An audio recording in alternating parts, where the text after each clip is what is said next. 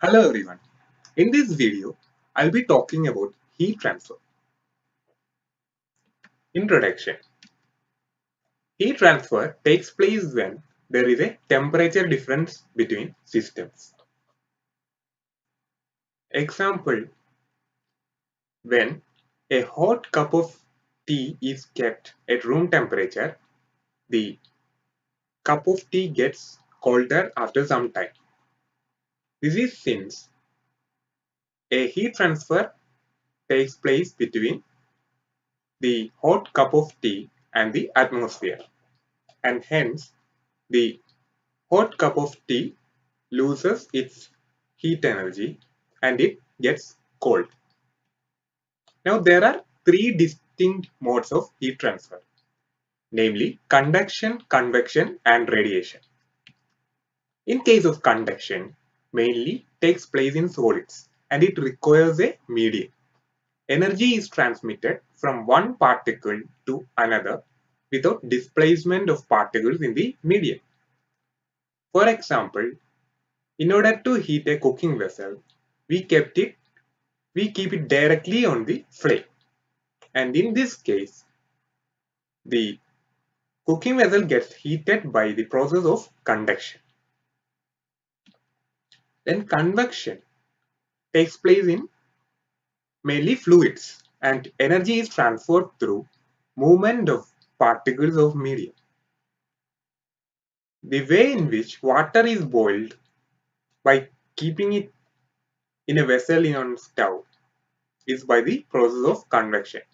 We can see that after some time, bubbles begin to form in the water which is boiling. The water particles start moving as it gets heated. The heated water particles rises up and it is replaced by colder water particles which gets heated and it gets lighter and rises up, and this continues, and this is the process by which the water is boiled by keeping it in a vessel on the stove. Then there is radiation. Radiation does not require any medium and energy is transferred through electromagnetic waves. The way in which the sun's heat energy reaches the earth is by the process of radiation.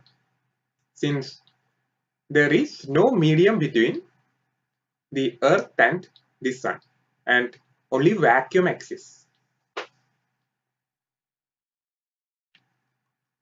Now this figure illustrates the three modes of heat transfer.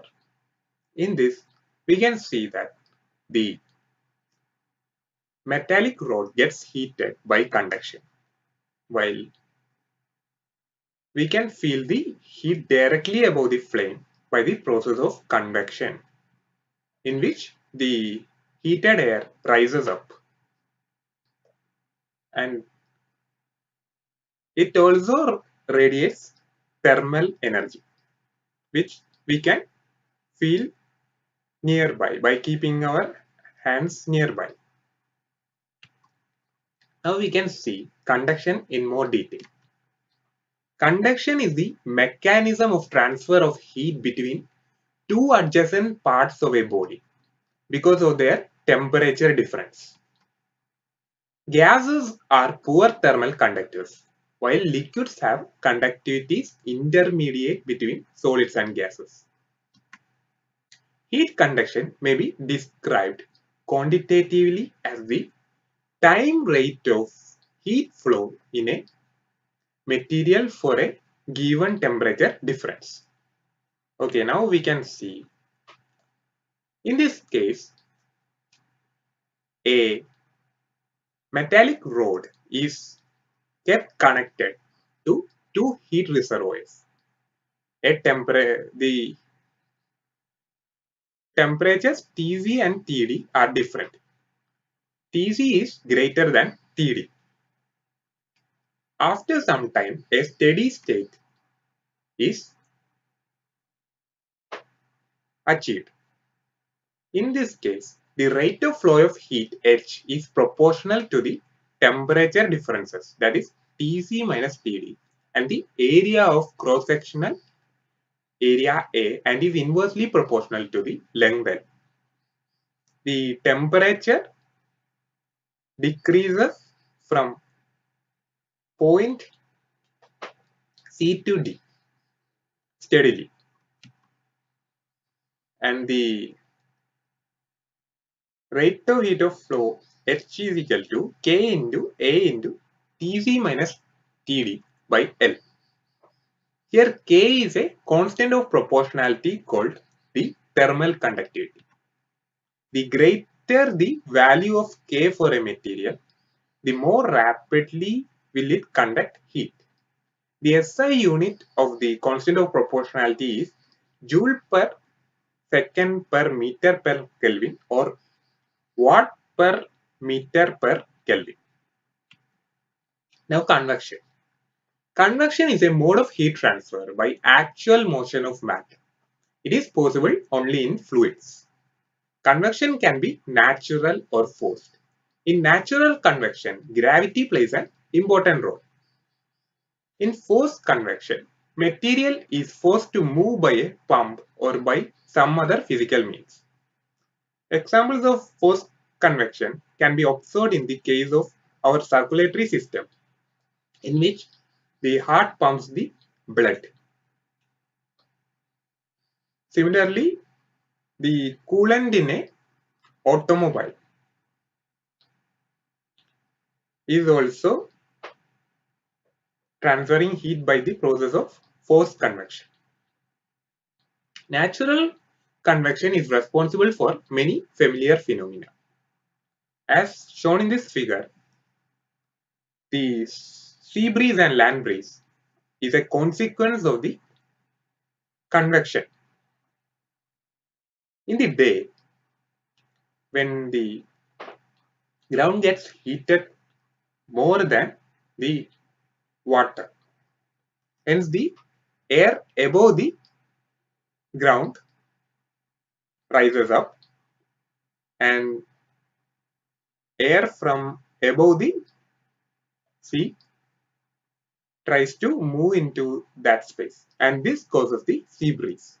At the time of night, the sea cools. The ground cools much faster than the sea, and the air above the sea is much more hotter, and hence it rises up, and this causes the land breeze. Now radiation. The third mechanism for heat transfer needs no medium. It is called radiation, and the energy so radiated by electromagnetic waves is called radiant energy. This is how heat is transferred to the earth from the sun through empty space. All bodies emit radiant energy, whether they are solid, liquid, or gas. The electromagnetic radiation emitted by a body by virtue of its temperature, like radiation by a red hot iron or light from a filament lamp, is called thermal radiation. The amount of heat that a body can absorb by radiation depends on the color of the body. For example, black bodies absorb much more heat. Hence, it is better to wear dark clothes during winter, as it helps in absorbing more sun radiation. Now, a Dewar flask or thermos bottle is a device to minimize heat transfer between the contents of the bottle and outside. This is a device which is used to keep the contents as hot as possible or as cold as possible. It consists of a double-walled glass vessel with the inner and outer walls coated with silver. Radiation from the inner wall is reflected back into the contents of the bottle. The outer wall similarly reflects back any incoming radiation. The space between the walls is evacuated to reduce conduction and convection losses, and the flask is supported on an insulator like cork. The device is therefore useful for preventing hot contents like milk from getting cold, or alternatively to store cold contents like ice. Now Newton's law of cooling. For that, consider a hot body at temperature T1 which is placed in a surrounding at which having a temperature T2. For small temperature difference between the body and surrounding rate of cooling is directly proportional to the temperature difference and surface area exposed. This is known as the Newton's law of cooling. That is dq by dt, which is the rate of cooling, is equal to minus k into T1 minus T2. K depends on the area, nature of surface involved, and the surrounding condition. Negative sign is to indicate that T1 is greater than T2, or dq by dt is negative and temperature decreases with time. According to this law, the rate of cooling is directly proportional to the excess of temperature. So this is the end of this video. In this video, I have discussed the three modes of heat transfer and the Newton's law of cooling. If you have got any doubt in any of the topics discussed in this video, please comment in the section below this video. Thank you.